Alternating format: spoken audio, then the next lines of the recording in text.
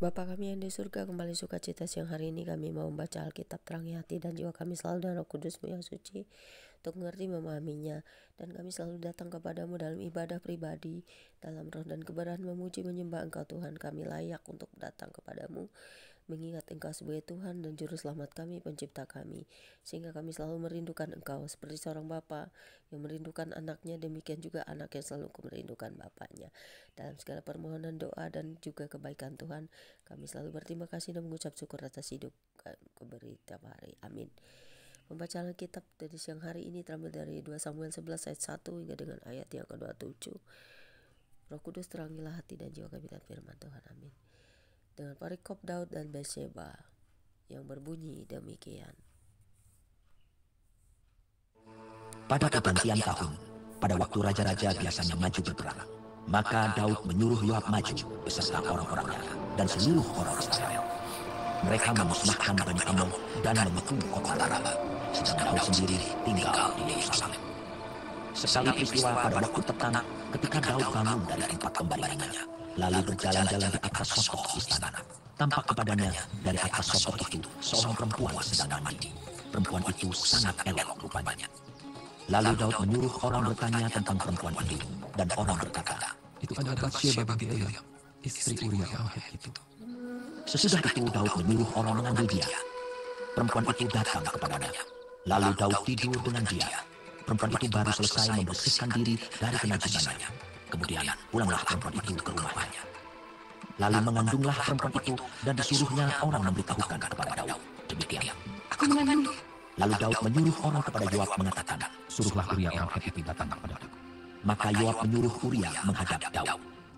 Ketika Uria masuk menghadap dia, bertanyalah Daud tentang keadaan Yoab dan tentara dan keadaan perang. Kemudian berkatalah Daud kepada Uria, "Bagilah ke rumahmu dan basuhlah kakimu." ketika Uria keluar dari istana, maka orang menyusul dia dengan membawa hadiah raja. Tetapi Uria membaringkan diri di depan pintu istana bersama-sama hamba tuannya dan tidak pergi ke rumahnya. Diberitahukan kepada Daud demikian. Uria tidak pergi ke rumahnya. Lalu berkatalah Daud kepada Uria, "Bukankah engkau baru pulang dari perjalanan? Mengapa engkau tidak pergi ke rumahmu?" tetapi Uria berkata kepada Daud, Tabut serta orang Israel dan orang Yehuda diam dalam pondok. Juga tuanku Yoab dan hamba-hamba tuanku sendiri berkemah di padang. Masakan aku pulang ke rumahku untuk makan minum dan tidur dengan istriku. Demi hidupmu dan demi nyawamu, aku takkan melakukan hal itu. kata Daud kepada Uria. "Tinggallah hari ini di sini. Besok aku akan melepas engkau pergi." Jadi Uria tinggal di Yerusalem pada hari itu. Keesokan harinya, Daud memanggil dia untuk makan dan minum dengan dia. Dan Daud membuatnya mabuk. Pada waktu malam, keluarlah Uria untuk berbaring tidur di tempat tidurnya, bersama-sama hamba-hamba tuannya. Ia tidak pergi ke rumahnya. Paginya Daud menulis surat kepada Yoab dan mengirimkannya dengan perantaraan Uria. Ditulisnya dalam surat itu demikian. "Tempatkanlah Uria di barisan depan banyak pertempuran yang paling hebat. Kemudian kamu mengundurkan diri daripadanya, supaya ia tak mati." Pada waktu Yoab mengepung kota Raba, ia menyuruh Uria pergi ke tempat yang diketahuinya ada lawan yang gagah perkasa. Ketika orang-orang kota itu keluar menyerang dan berperang melawan Yoab, maka gugurlah beberapa orang dari tentara, dari anak buah Daud. Juga Uria, orang Het itu, mati. Kemudian Yoab menyuruh orang memberitahukan kepada Daud jalannya pertempuran itu. Ia memerintahkan kepada suruhan itu demikian. Jika engkau sudah selesai mengabarkan jalannya pertempuran itu kepada raja, dan jika raja menjadi geram dan berkata kepadanya, "Mengapa kamu demikian dekat ke kota itu untuk berperang? Tidakkah kamu tahu bahwa orang akan memanah di atas tembok? Siapakah yang menewaskan Abimelek bin Yerubes? Bukankah seorang perempuan menimpakan batu kilangan kepadanya dari atas tembok, sehingga ia mati di Tebes? Mengapa kamu demikian dekat ke tembok itu? Maka harus engkau berkata, juga hamba-Mu Uria, orang Het itu, sudah mati." Lalu pergilah suruhan itu, dan sesampainya ia memberitahukan kepada Daud segala yang diperintahkan Yoab kepadanya. Suruhan itu berkata kepada Daud, "Orang-orang itu dikutuk pada kami dan keluar menyerang kami kepadamu. Tapi kami mendesak mereka kembali sampai ke lubang pintu gerbang. Pada waktu itu pemanah-pemanah menembak kepada hamba-hamba dari atas tembok, sehingga beberapa dari hamba rajanya mati. Juga hamba Uria, orang Het itu, sudah mati."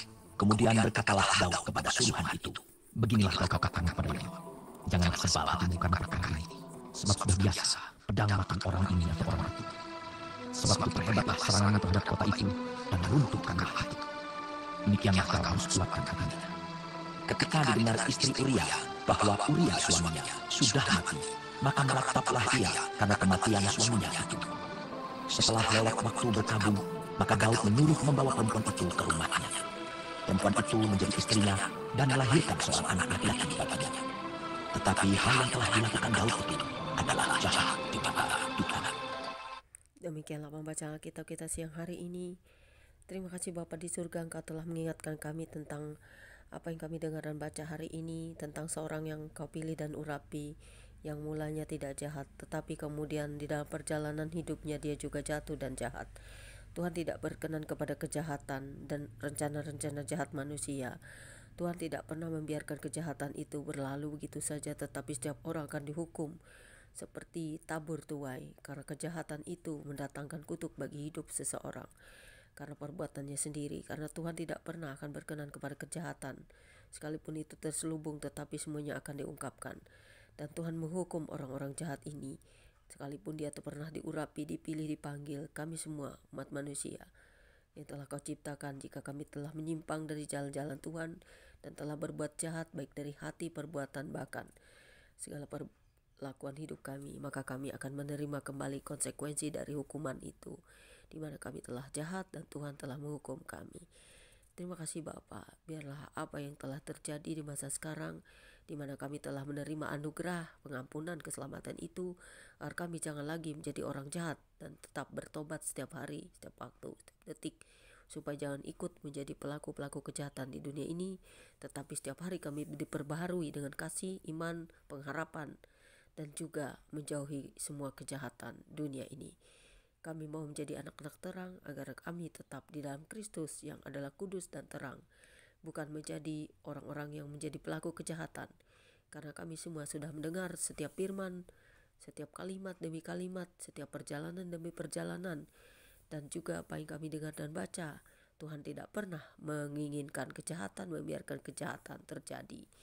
Terima kasih Bapa, biarlah setiap orang akan mengerti tentang pertobatan, memahami tentang pertobatan, dan juga menjauhi segala larangan dan dosa-dosa.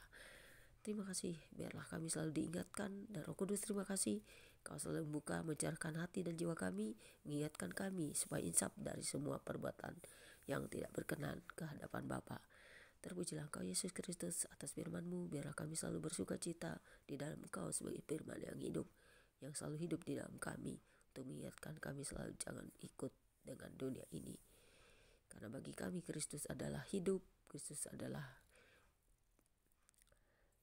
karunia yang tak bisa dibeli, diganti dengan apapun bagi kami yang benar-benar sungguh-sungguh beriman dan percaya kepada-Mu. Amin.